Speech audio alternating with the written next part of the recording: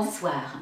Aujourd'hui, je voudrais vous parler de Mélenchon, ce matamor qui sert de rabatteur de voix républicaine pour Hollande, l'ultralibéral. En fait, c'est le récit d'une imposture. Mélenchon a pu faire illusion pendant quelques années, à une époque où il était peut-être encore sincère. Certes, il a des qualités de tribun et il a su les utiliser pour lutter contre le TCE en 2005. Il a su se battre pour la République, pour la laïcité, avec des accents qui sonnaient vrais, qui sonnaient justes. Depuis quelques années, il est évident qu'il a renoncé à énormément de ses valeurs et qu'il n'est plus républicain que de nom. C'est un trublion brouillon qui sert à brouiller les cartes. En effet, il n'est pas à une imposture près, il n'est pas à une contradiction près. J'énumérerai 6 de ces impostures ou contradictions. La toute première, c'est qu'il se prétend laïque. La France est une république laïque, c'est-à-dire où est strictement séparé le rôle de l'État et celui des églises, chacun chez soi. Refaire vivre l'idée que les religions n'ont pas leur place dans l'espace public. François Hollande a dit qu'il veut mettre la loi de 1905 dans la Constitution. La bonne réponse à lui faire, c'est chiche. Voilà. Pourquoi? D'abord parce qu'on ne mettra pas la loi de 1905, ça n'existe pas une loi mise dans la Constitution.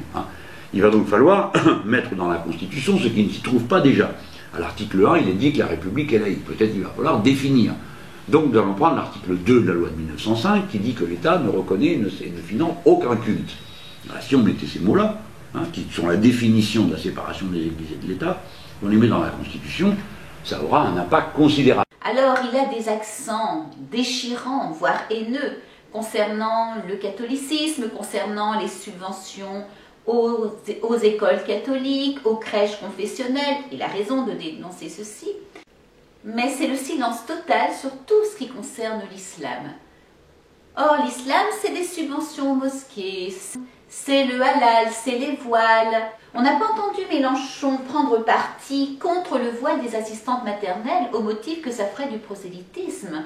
Or, quand on entend sa hargne et sa violence contre les crèches professionnelles au motif du prosélytisme qui serait justement imposé aux enfants, il y a là 2 poids, 2 mesures qui ne sont absolument pas normaux.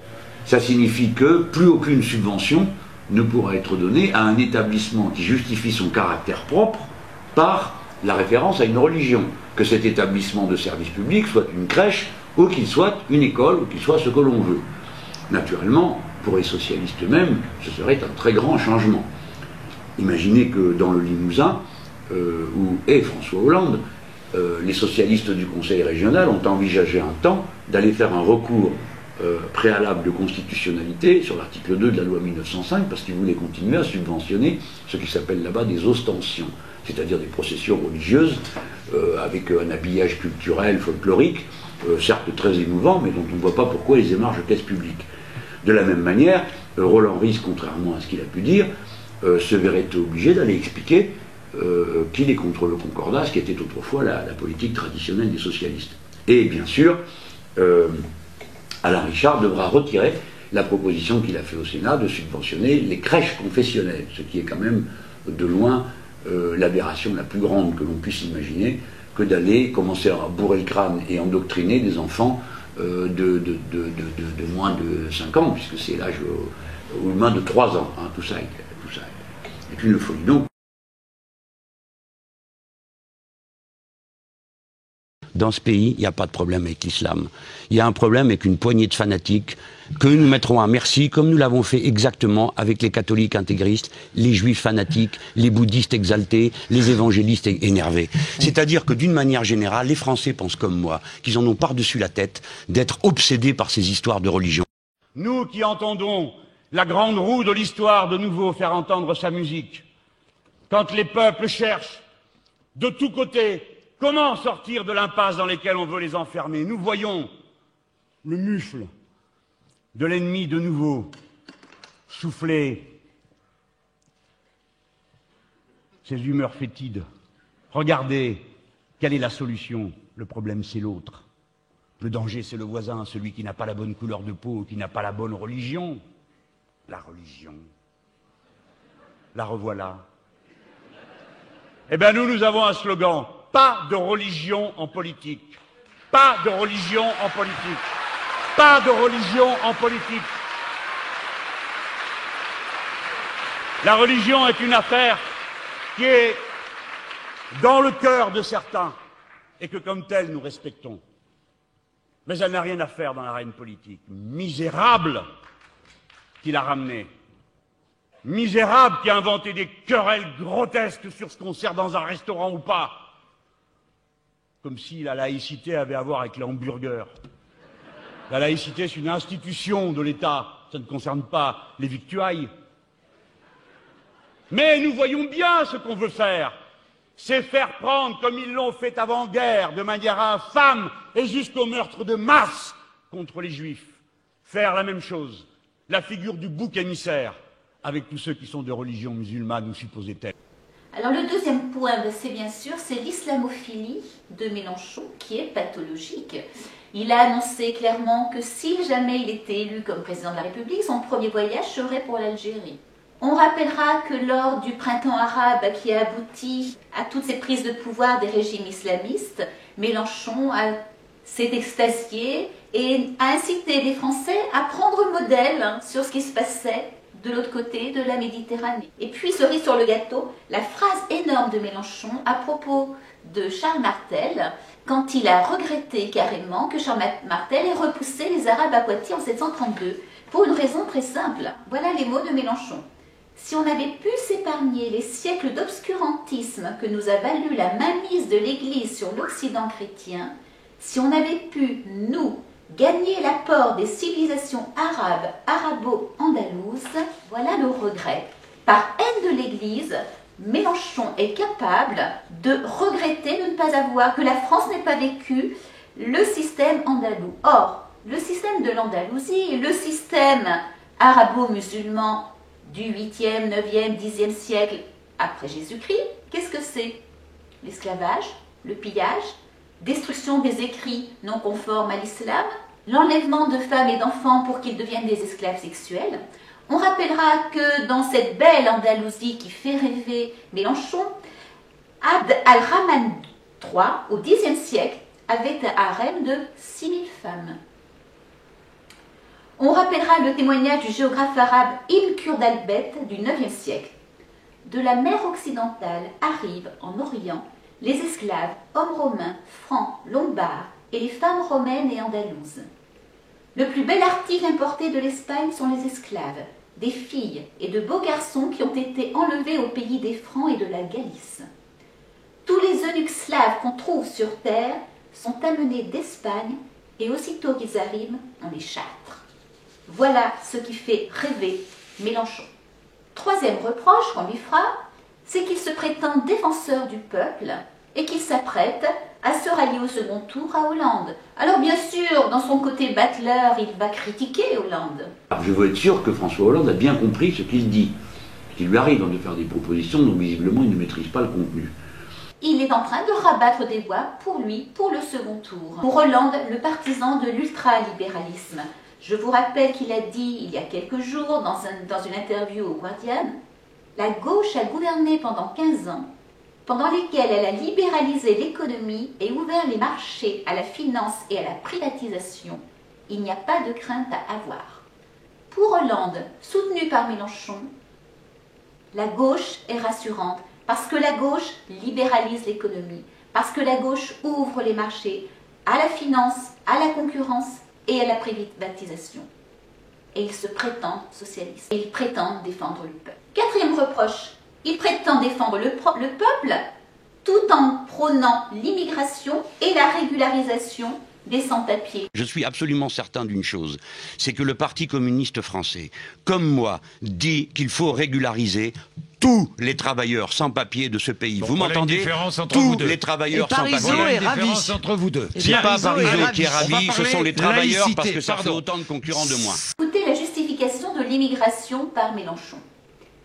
Il y a du chômage dans les pays africains. Les Africains ont faim. Il est donc normal qu'ils viennent en France. Certes, mais il y a du chômage en France. Les Français ont faim. Il suffit de voir les queues au restaurant du cœur qui ne réussissent plus à fournir. Où les Français doivent-ils aller? Que doivent-ils faire Bref, un beau mépris pour le peuple, d'ailleurs mépris qu'il explicite clairement quand il parle de ceux qui s'apprêtent à voter pour Marine Le Pen. Cinquième reproche, Mélenchon ose parler au nom de la démocratie. Mais dans ce domaine comme dans tous les autres, c'est la vie démocratique, le débat. Il ne s'agit pas d'imposer à coups de bâton une idée, il faut la faire vivre et la faire porter. Lui qui soutient Chavez et Castro, dont les régimes sont relativement peu démocratiques, disons-le, et c'est un euphémisme. Les Cubains, le peuple cubain, est-il soumis à un régime de dictature, selon vous? Non. Et je pense qu'ils choisissent librement leurs affaires. Comme vous le savez, la volonté démocratique des peuples est toujours... à Cuba. Oui, oui, bien sûr.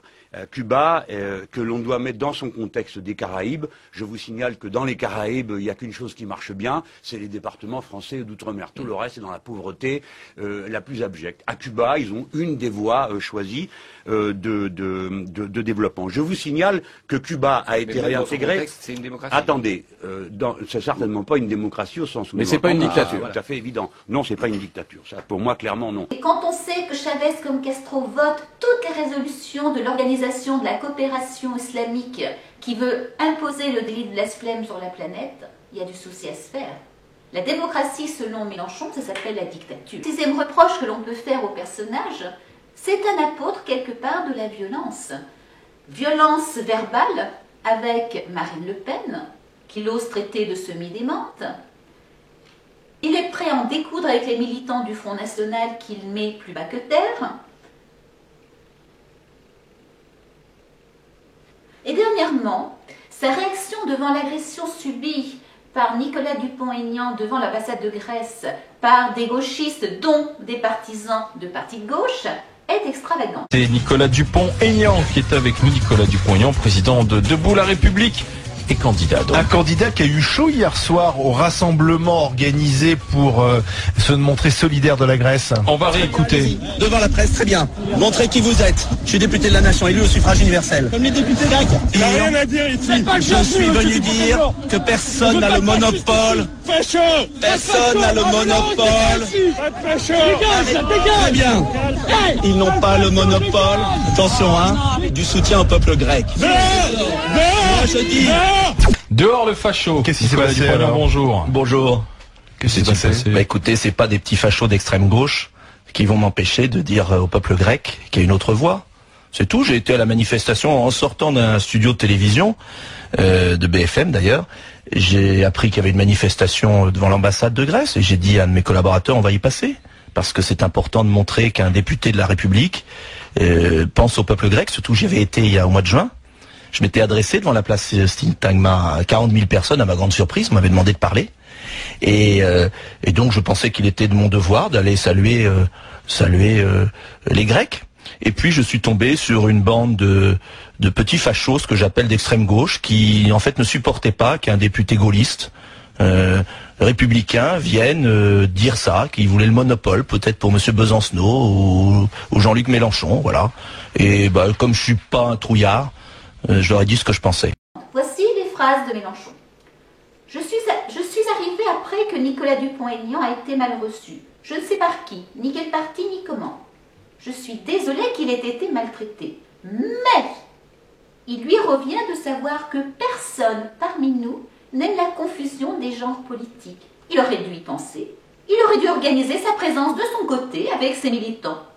Personne ne les aurait empêchés de le faire. Mais venir au milieu des nôtres, comme s'il était chez lui, non. Ce n'est pas raisonnable pour lui de ne pas l'avoir compris tout seul. Aucun de nous n'a envie de donner prise aux insupportables amalgames qui font les délices de la presse oui-oui, qui met dans un même sac souverainiste ou populiste tout ce qui s'oppose à leur cruel aveuglement.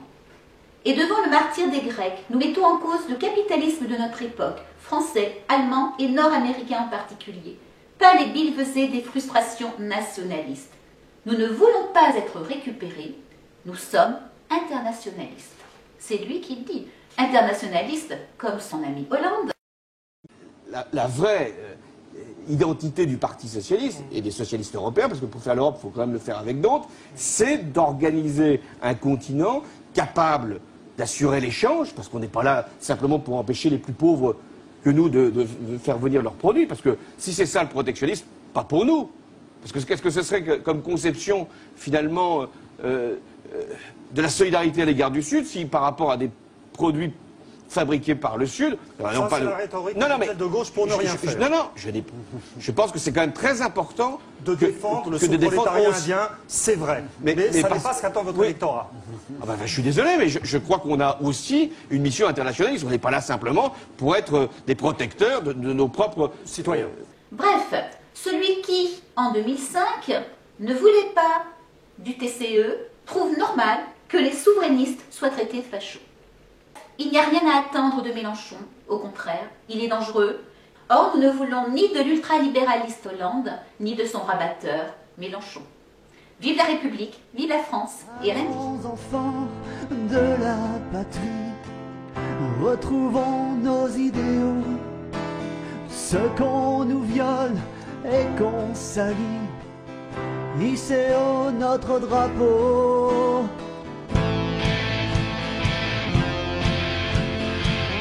Hissez haut notre drapeau.